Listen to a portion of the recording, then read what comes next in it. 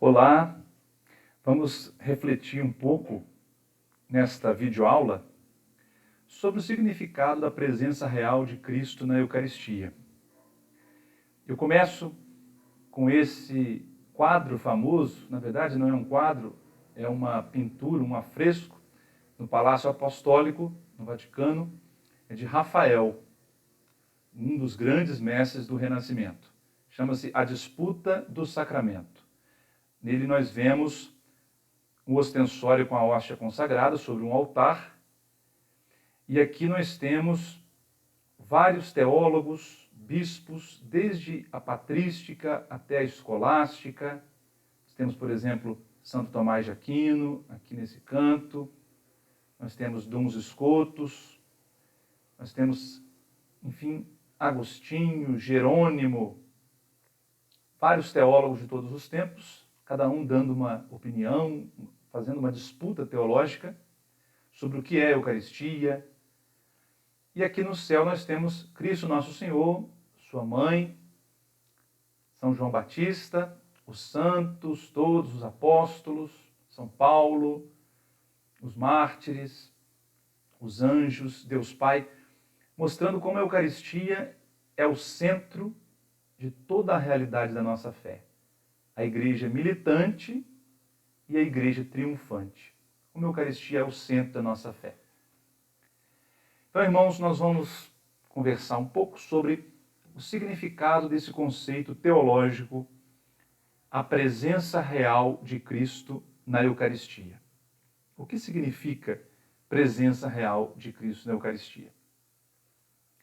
Primeiramente, eu cito a Constituição do Vaticano II, Sacrosanctum Concilium. No número 7, diz esse documento sobre a liturgia: Cristo está presente no sacrifício da missa, tanto na pessoa do ministro, nas espécies eucarísticas, na sua palavra, na igreja que ora, etc, etc.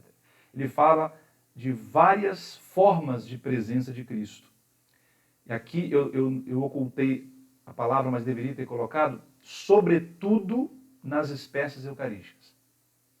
Então, fala-se da presença de Cristo na missa, na pessoa do ministro ordenado, porque o sacerdote, pelo sacramento da ordem, ele age na pessoa de Cristo, né? Ele recebe o caráter do Cristo sacerdote, cabeça da igreja. Então, de fato, Cristo está presente na pessoa do ministro que preside a Eucaristia, está presente na palavra, toda vez que se proclama a palavra na celebração litúrgica, é Cristo que anuncia a palavra, está presente no povo reunido, mas, sobretudo, nas espécies eucarísticas. Então, em que sentido se pode dizer que nas espécies eucarísticas, Jesus está presente de uma forma ainda mais especial, uma forma diferente, chamada de presença real? Bom, o Papa São Paulo VI, na encíclica Mysterium Fidei, nos diz: esta presença chama-se real não por exclusão, como se as outras não fossem reais, mas por antonomasia, porque é substancial, quer dizer, por ela está presente de fato Cristo completo, Deus e homem. Então vamos entender o que o Papa está dizendo aqui. Quer dizer, não é por exclusão, não é que as outras presenças não sejam reais. É por antonomasia. O que significa antonomasia? Antonomasia é uma metonímia, quer dizer, uma figura de linguagem, né?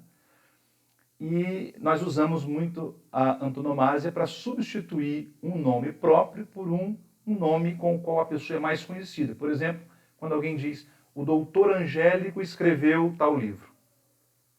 Todo mundo sabe que doutor Angélico é um título que se dá a Santo Tomás de Aquino.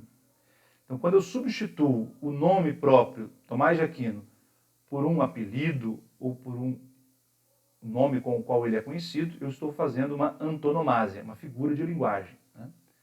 Então, diz o Papa Paulo VI, que se diz que na Eucaristia acontece a presença real de Cristo, não por exclusão das outras, mas por antonomasia, quer dizer, é um adjetivo, o real aqui, da presença real, é um adjetivo que mais convém.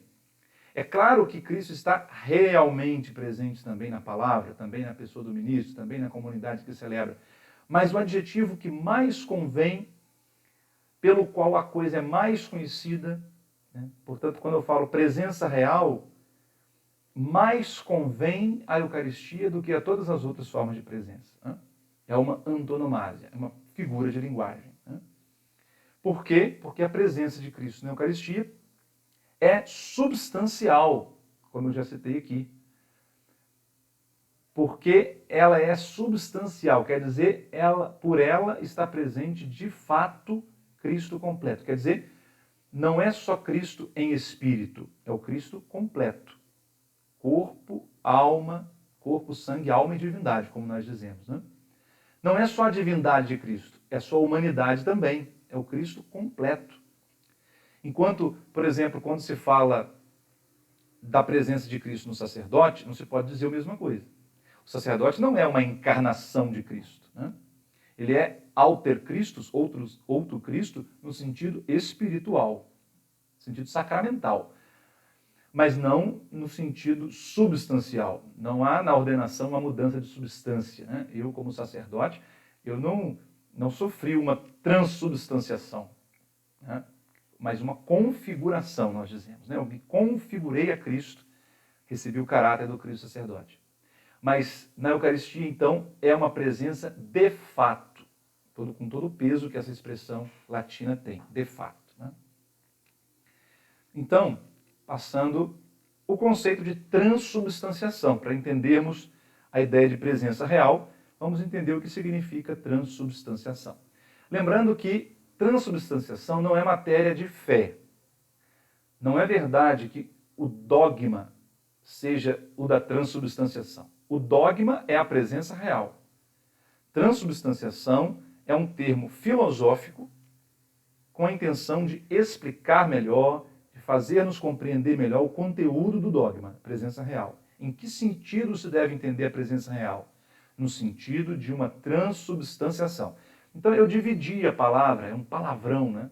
Eu dividi em 4 partes para nós entendermos bem filosoficamente e teologicamente o que significa transubstanciação. Primeiro, vamos deixar o trans aqui, que aparece como sufixo, como prefixo, vamos deixar entre parênteses, depois nós vamos falar do trans. Né? Trans, todo mundo já sabe, trans quer dizer mudança. Né? Transformar, quer dizer mudar a forma. Transferir, mudar de lugar. Né? Transgênero, está usando muito hoje, né? Então, transfusão de sangue. Né? A palavra, o prefixo trans significa mudança. Então já fica subentendido aqui que vai falar de uma mudança. Mudança de quê? Substância. Então, transubstanciação é a ação que realiza a mudança de substância. O que muda? A substância. Então vamos lá. Substância. O que significa substância? Nós sabemos que esse aí já é um outro prefixo, né? Sub. Sub, no latim, significa sob, debaixo, o que está embaixo de algo. Né? Aquilo que no grego é hipo. Aqui no latim, substância, quer dizer, então, o que está debaixo da stância. Stância é uma coisa que está de pé, literalmente. Então, substância é aquilo que está sustentando uma coisa de pé. Né? Isso é substância. Por isso podemos dizer, segundo Aristóteles, que nas substâncias compostas, como nós, por exemplo, né, nós seres humanos, o ser é feito de matéria, mas mais uma forma. A matéria é a dimensão física, visível, acidental, como nós dizemos. É aquilo que se pode ver, tocar, cheirar. E a forma é o que faz com que essa matéria seja o que ela é. Aristóteles diz o seguinte, que existe uma coisa chamada matéria-prima, que é uma coisa que não tem forma nenhuma. É pura potência. Né? Uma coisa que pode ser qualquer coisa. Quando a matéria-prima recebe uma forma específica, a matéria prima então ganha uma quantidade, um lugar, um aspecto, uma aparência, um tamanho, um peso. Então, a forma é que faz com que uma porção de matéria, que não é nada, se torne uma coisa, uma porção de uma coisa determinada. No nosso caso, por exemplo, qual é a matéria? Nosso corpo. Né? E qual é a forma do ser humano? A alma. Então, quando uma parcela de matéria, que é o material genético do pai e da mãe, né, recebe uma forma, no ato da fecundação, né, o material genético do homem e da mulher se unem, ali nós temos um corpo, está sendo criado um corpo, que ainda é apenas em potência, que é apenas uma célula. Né? Naquele momento, Deus infunde uma alma, Deus dá uma alma, uma forma. Então, aquilo não é só uma célula, como os abortistas dizem. Não é uma célula qualquer, não. Não é uma célula porque essa célula tem uma forma humana, uma alma. Que é isso que define que aquilo não é uma célula qualquer. Não é matéria-prima mais. É uma coisa já delimitada, uma coisa já identificada, determinada. É um ser humano. Então, Aristóteles nos diz que as substâncias são compostas de matéria mais forma. Podemos dizer, então, que a substância é a forma. Né? É aquilo que faz com que uma coisa seja aquilo que ela é. Podemos dizer também que é a essência. Por exemplo, se eu pego, então, se eu abro o sacrário e lá está a Eucaristia, né? A hóstia consagrada na missa. Qual é a matéria? A matéria é o pão. E qual é a forma? A forma ou a essência ou a substância é o corpo, sangue, alma e divindade de nosso Senhor Jesus Cristo. Então, na Eucaristia nós temos também a matéria e a forma. Sendo que, segundo Aristóteles, substância é aquilo que existe em si mesmo. E os acidentes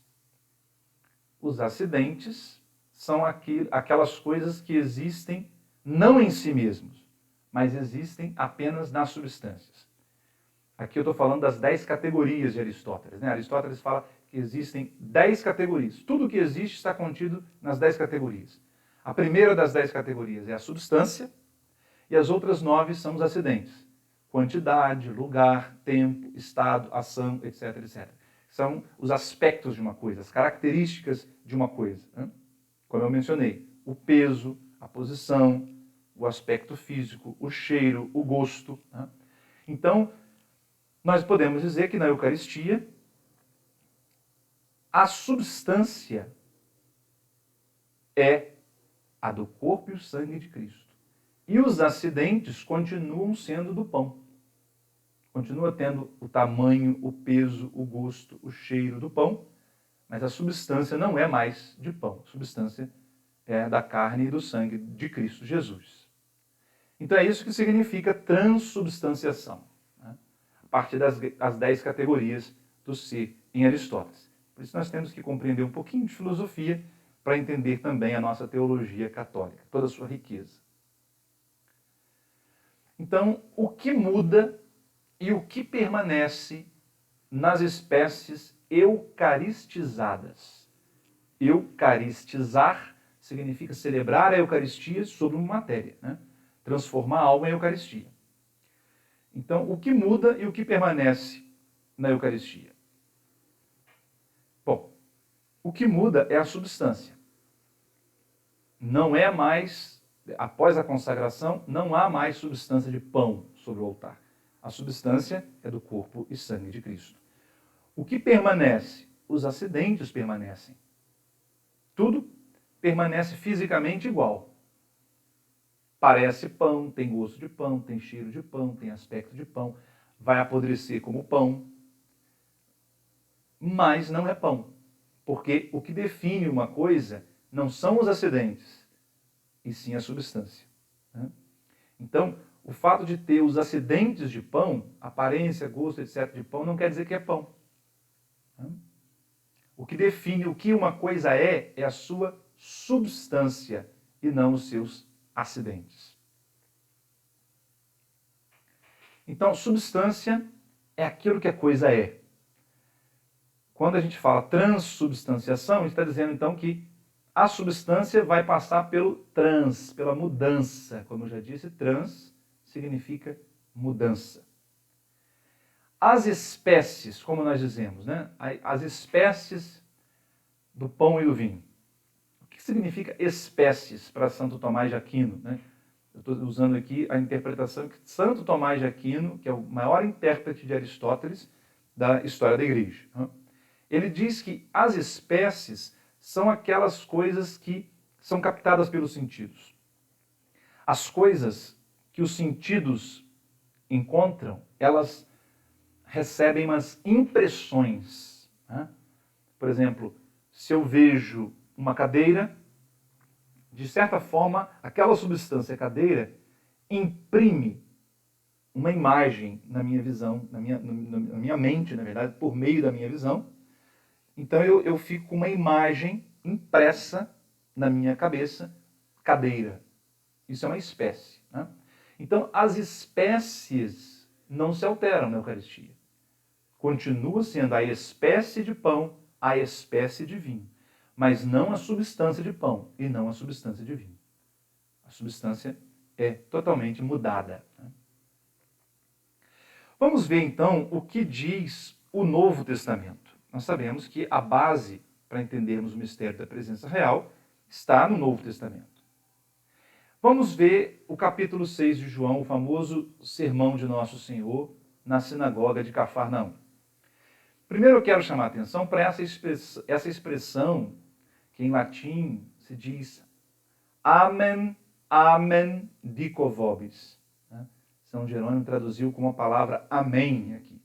Nós traduzimos para o português em verdade. É uma expressão muito usada por Nosso Senhor. Em verdade vos digo. Ele diz isso, sobretudo no Evangelho segundo João, várias vezes, né?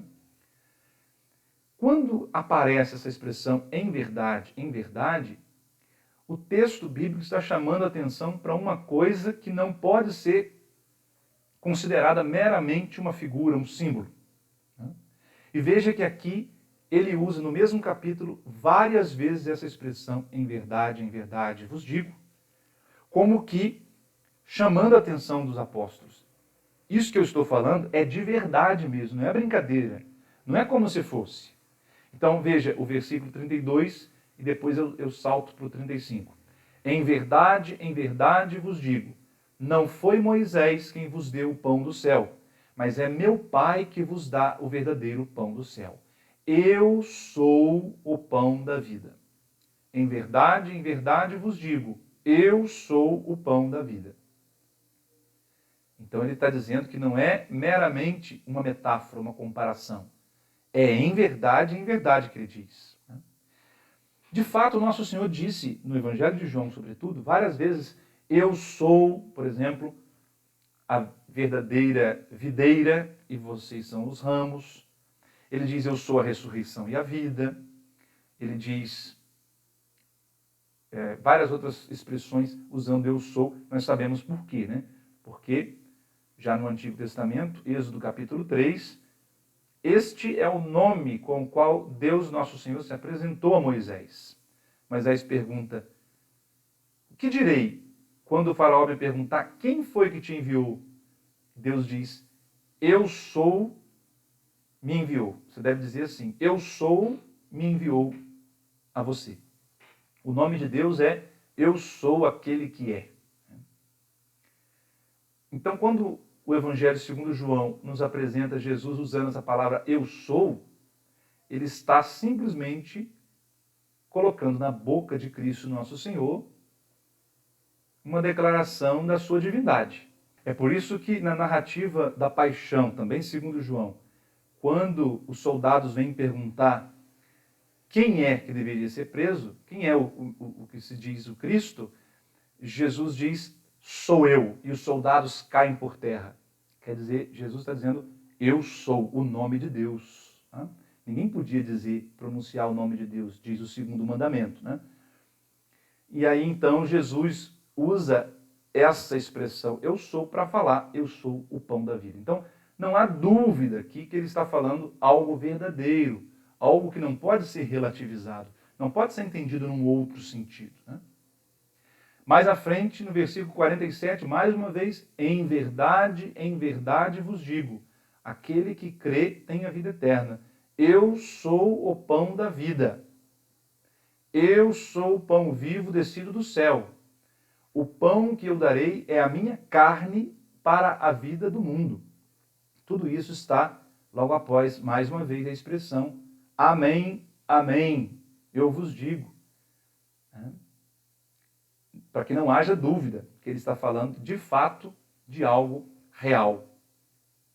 Mais uma vez, no versículo 53, em verdade vos digo, se não comerdes a carne do Filho do Homem e não beberdes o seu sangue, não tereis a vida em vós. Quem come minha carne e bebe meu sangue tem a vida eterna. E aí, então, nós sabemos o que vai acontecer logo depois, né? A partir do versículo 60. Muitos param de seguir Jesus porque acham essa palavra muito difícil de acreditar. Então, Jesus pergunta aos 12, e vocês também não querem ir embora? Né? Isso mostra que, de fato, Jesus não está falando de uma mera poesia. Porque quando Jesus diz, eu sou a videira verdadeira, ninguém se escandalizou. Ué, como é que ele pode dizer que ele é um vegetal? Ali estava bem claro que Jesus estava fazendo uma metáfora, uma comparação.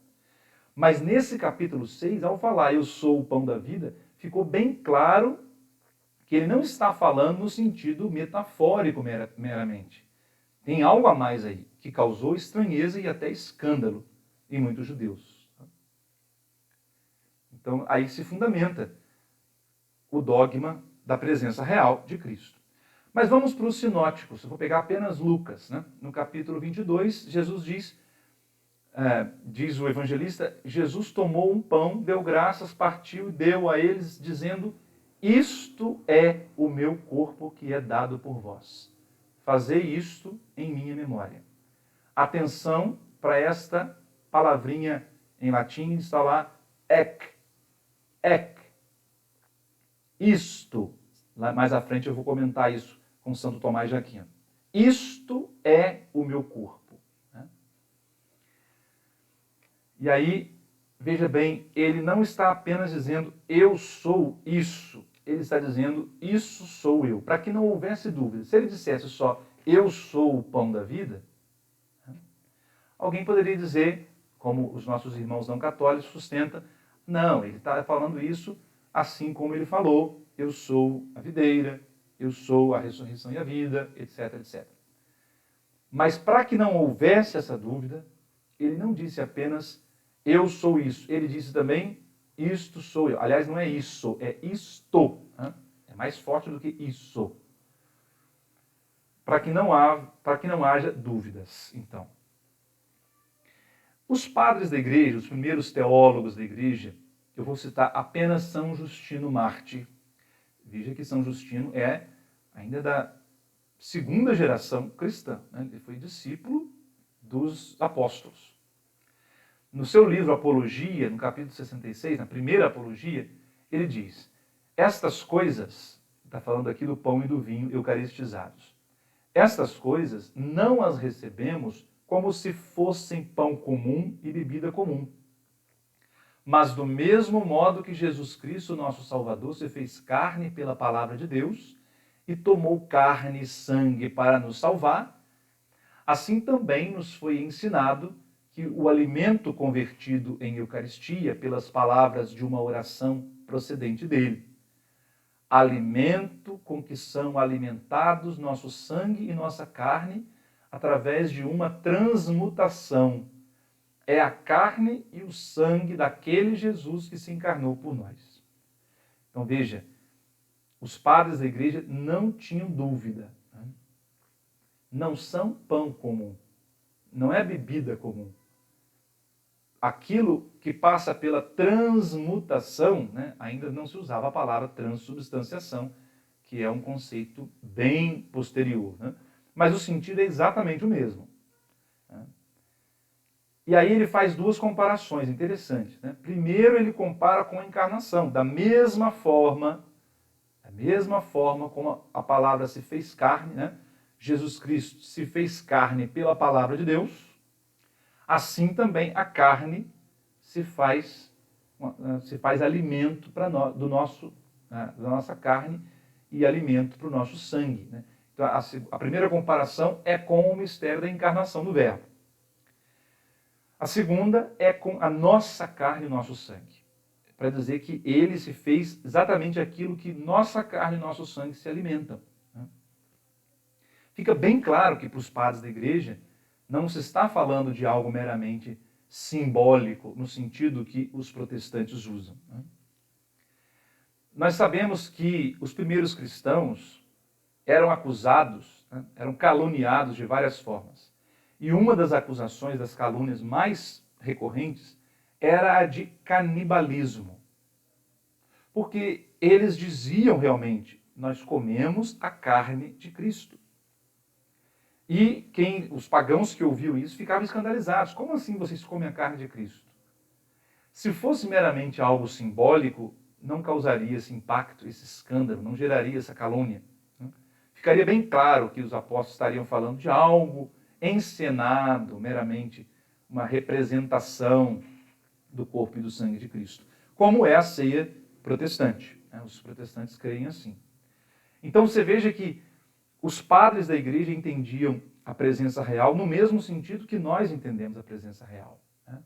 Uma mudança de substância, uma presença de fato, né, da carne e do sangue de Cristo. Agora, saltando para a escolástica, né, lá da patrística, vamos para a escolástica, Santo Tomás de Aquino, século XIII. Diz Santo Tomás, na Suma contra os Gentios: é falsa a opinião dos que afirmam estar neste sacramento a substância do pão juntamente com a substância do corpo de Cristo. Veja, essa teoria aqui é a que os protestantes chamam de consubstanciação. Para combater a teoria católica da transubstanciação, os protestantes preferem falar consubstanciação. Naquele mesmo sentido que nós usamos no símbolo niceno-constantinopolitano, né? Que Cristo é consubstancial ao Pai. Quer dizer, a substância do Pai é a mesma do Filho. Então, seria o mesmo sentido que eles usam para falar da Eucaristia. Na Eucaristia estariam a substância do pão e a substância do corpo de Cristo. Então, Santo Tomás deixa bem claro, é falsa essa opinião. Não é verdade que ali na Eucaristia, no altar, há pão e há também uma outra coisa que é o corpo de Cristo. Não é essa a nossa fé. Por quê? Aí eu menciono aquilo que eu sinalizei lá atrás. Diz Santo Tomás, porque Cristo não disse, este é o meu corpo. Ele disse, isto é o meu corpo. Há, em latim, uma grande diferença entre esses dois pronomes demonstrativos, né? Isto refere-se à substância. Não está falando meramente de uma aparência. Ele está falando da substância, daquilo que a coisa é mais profundamente, né? E, de fato, nós usamos também em português, né? Isto é um cavalo. Outra coisa é eu dizer, este meu cavalo. Isto é um cavalo, eu estou falando daquilo que ele é como substância, como essência. E não simplesmente identificando a aparência deste cavalo ou daquele, né? Então, Cristo não disse, este é o meu corpo. Ele disse, isto é o meu corpo. Então, ele está falando que ali está a substância. E ele não disse assim, isto é pão e também isto é o meu corpo. Ele disse, isto é o meu corpo. Dando a entender que, de fato, houve uma mudança total de substância. Não são duas substâncias habitando o mesmo espaço, a mesma matéria, né? Então, a substância do pão não permanece com a substância do corpo de Cristo. E nem é retirada para que entre a substância do corpo de Cristo. A substância do pão se muda na substância do corpo de Cristo. Entenda bem isso, né? Não é que, primeiro erro, então, seria dizer, a substância do pão continua lá, ele continua sendo pão, mas agora ele ganha uma outra coisa por cima, ou dentro, né? Como se a substância do pão ganhasse uma co-substância, uma coisa vem junto. Não, é um erro. Segundo erro, seria dizer que a substância do pão é retirada dali e no lugar dela entra a substância do corpo de Cristo. Não, porque aí nós teríamos que dizer para onde que foi a substância do pão. Não há uma transferência, uma mudança de lugar. Não muda o lugar.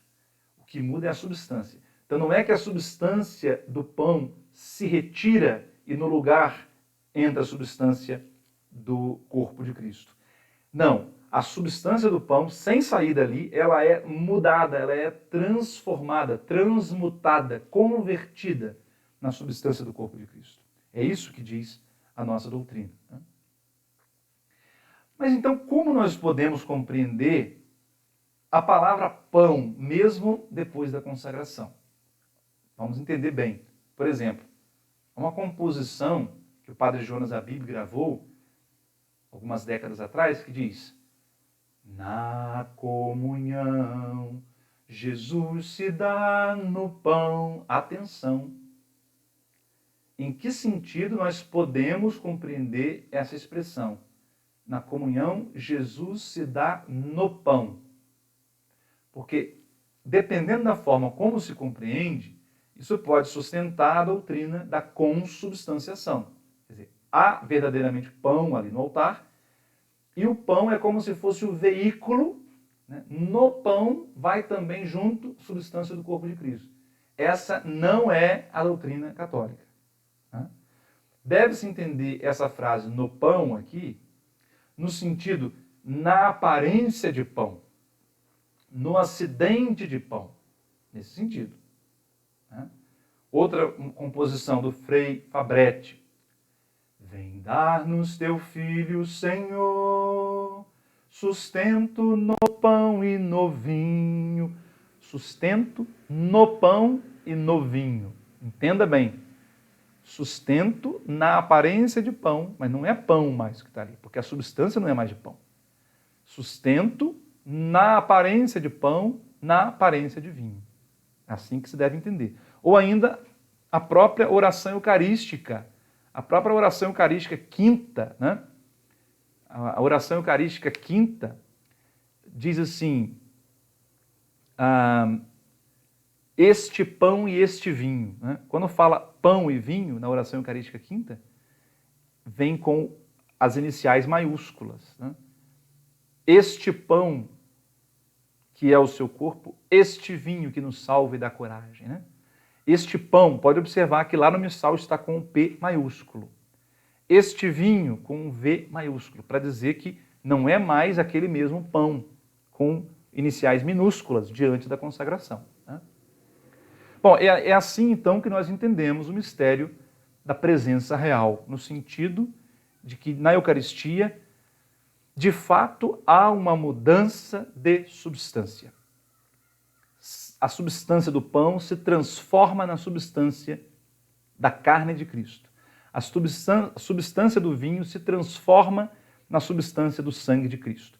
De modo que, depois da oração eucarística, não há mais pão e nem vinho sobre o altar. O que há é a pessoa do Verbo, tão presente ali no altar, quanto esteve presente no passado, passando lá na Galileia, nas ruas da Judéia, etc. Né? Tão presente quanto ele esteve pendente da cruz, tão presente quanto esteve ressuscitado no meio dos apóstolos, e também tão presente quanto ele está na eternidade. Cristo está presente no altar de uma forma tão intensa quanto ele está presente sentado à direita do Pai. E tão presente quanto ele virá no fim dos tempos. Né? Então, nós católicos, nossa forma de compreender a Eucaristia é totalmente diferente da dos protestantes. Por quê? Porque para nós, de certa forma, na Santa Missa, já está consumada a história.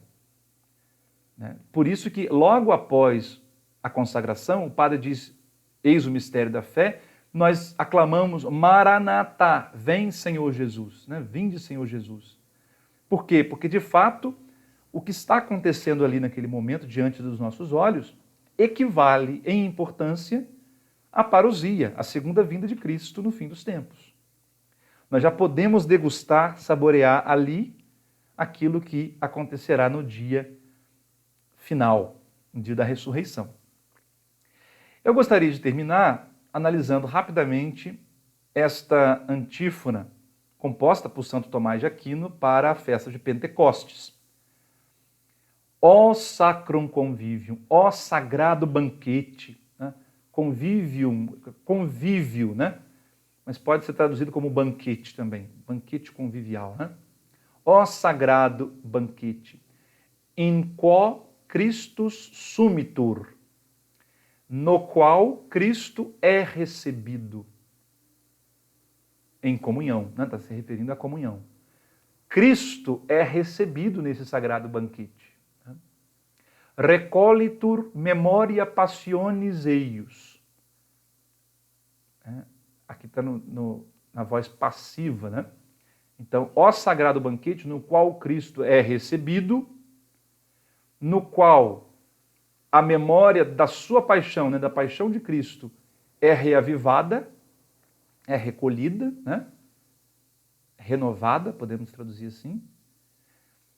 Ó sagrado convívio, no qual a alma ou a mente é repleta de graça, cheia de graça. Ó sagrado banquete, no qual nos é dado a nós, nobis datur, nos é dado, o pinhos é o penhor, a garantia da glória futura. Então, literalmente, ó sagrado convívio no qual Cristo é recebido, a memória da sua paixão é renovada, a mente se enche de graça e nos é dado o penhor da futura glória. Então veja que Santo Tomás de Aquino, ele fala da Eucaristia no presente. Onde está o presente aqui? No segundo verso e no quarto verso. Cristo é recebido, presente, né? Agora. A mente se enche de graça, agora. Entre um e outro, ele coloca o passado, a renovação do mistério pascal, né? É renovada a memória da sua paixão, e ele coloca o penhor da glória futura. Então, a Eucaristia, entre as celebrações que nós fazemos no presente, se intercalam, estão presentes tanto o passado, o mistério pascal de Cristo, isto é, aquilo que aconteceu no Calvário e no túmulo vazio, e ao mesmo tempo que nós nos reportamos ao passado, um evento do passado, nós também nos reportamos ao futuro, falando da vinda de Cristo e nosso reinado com Ele na eternidade. Então a Eucaristia é uma viagem ao passado e, ao mesmo tempo, uma viagem ao futuro da eternidade. Belíssimo esse poema, essa antífona, que nós deveríamos todos cantar na festa de Corpus Christi. Assim, irmãos e irmãs, nós entendemos o mistério da transubstanciação, isto é, da presença real de Cristo. Se nós, de fato, tivéssemos presente em nossa mente a grandiosidade desse mistério, talvez nós não sairíamos de junto do pé do sacrário. Nós não sairíamos de junto do sacrário. Então, é até um ato de misericórdia divina, né, que nós não tenhamos o tempo todo, 100% presente esse mistério, porque senão nós não faríamos mais nada.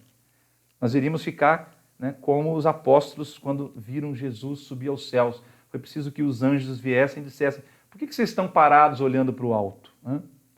Vocês têm que fazer a missão que ele deixou. Né? Então nós, se pararmos para meditar realmente, nós ficaremos como os apóstolos, em contemplação, absortos, maravilhados, mas não para ficar só assim, claro que não. Então Deus nos dá na Eucaristia uma fonte de admiração, de contemplação, uma fonte de degustação da santidade de Deus, da amizade, do convívio sagrado com Deus, né? para que nós possamos alimentar a nossa fé, mas depois irmos alimentados por esse mistério, pela contemplação dessa glória, desse amor, de sacrifício que se renova no altar, para irmos realizar a missão evangelizadora. Que Deus nos faça crescer cada vez mais na fé convicta desse mistério da presença real de Cristo e que nós saibamos, com palavras inspiradas, sempre dar as razões dessa nossa fé a quem nos pedir. Ser apologetas do nosso tempo. Evangelizar, falar bem desse mistério de uma forma compreensível, com uma linguagem de hoje, né? Talvez se usarmos palavras filosóficas de Aristóteles, de Tomás de Aquino, talvez os nossos jovens não vão compreender muito bem. Então fica aí a missão para todos nós, transformarmos esse conteúdo maravilhoso de séculos e séculos na igreja de uma forma possível de ser compreendida pelas pessoas de hoje, para que elas também se encantem com esse mistério e queiram viver dele.